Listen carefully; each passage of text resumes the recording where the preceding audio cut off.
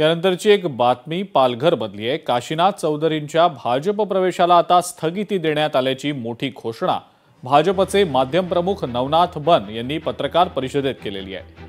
पालघर साधू हत्याकांड प्रकरणी काशीनाथ चौधरींवर आरोप होता। काशीनाथ चौधरींच्या पक्षप्रवेशानंतर भाजपवर टीकेची झोड उठलेली होती।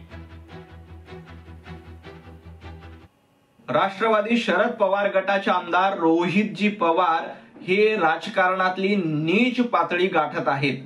कालपर्यंत काशीनाथ चौधरी हे शरद पवार गटामध्ये होते तेव्हा रोहित पवार यांना काहीही वाटलं नाही, तेव्हा ते निर्दोष वाटले आणि आता भारतीय जनता पार्टीमध्ये प्रवेश केल्यानंतर लगेच त्यांना पालघर साधू हत्याकांड प्रकरणामध्ये मुख्य आरोपी करण्याची जबाबदारी रोहित पवार यांनी उचलली आहे।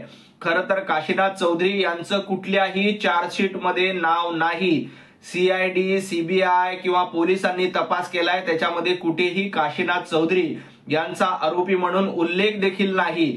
त्यामुळे भारतीय जनता पार्टीमध्ये त्यांनी प्रवेश केलेला आहे।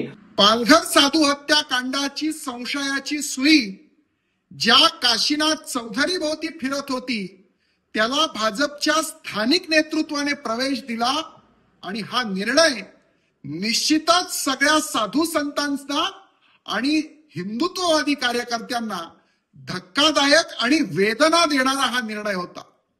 पण हे लक्षात येताच मुख्यमंत्री माननीय देवेंद्रजी फडणवीस आणि प्रदेशाध्यक्ष रवींद्रदादा चव्हाण यांनी या निर्णयाला तात्काळ स्थगिती दिली आहे। भारतीय जनता पक्षाच्या प्रदेश नेतृत्वाने हा स्पष्ट संदेश दिलाय की हिंदुत्वाशी आणि साधू संतांच्या सन्मानाशी कुठलीही तडजोड आम्ही खपवून घेणार नाही। मी त्यांचे मनपूर्वक आभार मानतो।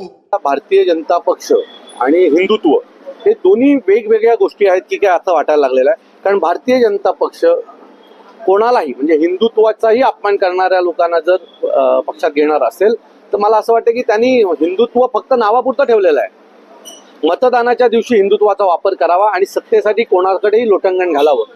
जर त्या दोन साधूंच्या बाबतीमध्ये जो मुख्य आरोपी आहे त्याला जर तुम्हाला अरेस्ट करायचं, तुमच्या पक्षात घ्यायचं होतं तर मग एवढी नाटकं कशाला केली त्यावेळेला? पालघर बंद आणि हे बंद ती दत्तगिरी कशाला तुम्ही करायची होती? मला असं वाटतं की भारतीय जनता पक्ष हा लोकमतावर निवडून येणारा पक्ष नाही, तो निवडणूक आयोगाच्या जीवावर निवडून येणारा पक्ष आहे। त्याच्यामुळे आम्हाला त्यांच्याकडनं काहीही अपेक्षा नाही। लोकशाही मराठी ऐका, पहा, जागरूक रहा।